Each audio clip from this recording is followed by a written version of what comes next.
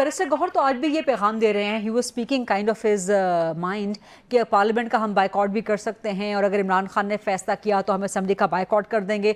अभी भी मतलब वही रवैया है, वही तर्ज सियासत है, तो क्या बाइकआउट का फ़ायदा अब इस इन कन्विक्शंस के बाद पीटीआई को हो सकता है? दूसरा, एक भी कारकुन या लीडर आज फैसलाबाद एटीसी के बाहर मौजूद नहीं था। इस जमात को दावा है मकबूलियत का, लेकिन अगर आपकी इतनी मैस कन्विक्शंस हो रही हैं, इतनी मैस डिस्क्वालिफिकेशंस हो रही हैं, पूरे मुल्क में एक कारकुन नहीं निकल रहा, कोई एहतजाज नहीं, सब कुछ जो है सोशल मीडिया पे हमें नज़र आ रहा है, तो 5 अगस्त चला सकेंगे क्या? देखिए गरीदा, अगर तो कोई पास्ट जो है, पास्ट के तजर्बात कोई हवाला हैं, तो ये जो पार्लियामेंट का बायकॉट है या पार्लियामेंट से इस्तीफ़े देने की बात है, तो इसमें हम देख लेते हैं कि माजी में मियां नवाज़ शरीफ जो थे वो 34 सीटों के साथ, बेनज़ीर भुट्टो 17 सीटों के साथ पार्लियामेंट में बैठी रहीं। हालांकि जितनी पीटीआई को सीटें मिली, इससे तो किस कदर वो कम थी, लेकिन वो बैठे और 2 साल में उन्होंने हुकूमत उलट दी। तो पीटीआई ये नहीं कर सकी इतने बड़े मेंबर्स के साथ। उसकी वजह यह है कि आपने एक ये हर रास्ता खोलना होता है। आप पार्लियामेंट का रास्ता भी खुला रखें, आप एहतजाज का रास्ता भी खुला रखें, आप नेगोशिएशंस भी करें, दबाव भी डालें। सियासत एक हमाजहती काम है।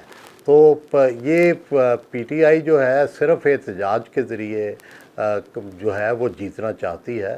तो कई तजर्बों के बाद भी उन्हें ये समझ नहीं आ रही कि इस वक्त एहतजाज के ज़रिए मुमकिन नहीं है कोई अपना मुतालबा मनवाना।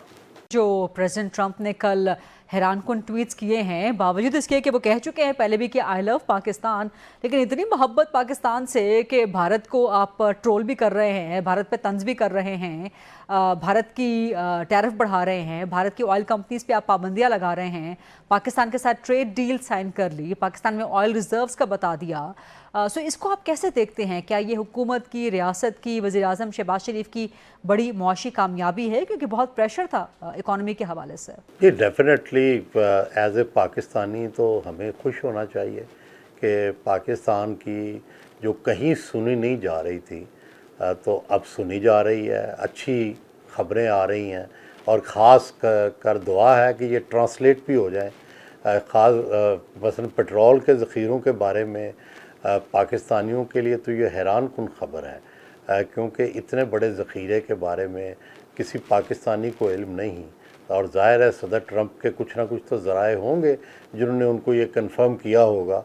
तो लेट्स सी, अगर पाकिस्तान में इस तरह की तब्दीली आ जाए तो ये बड़ी मुस्बत है।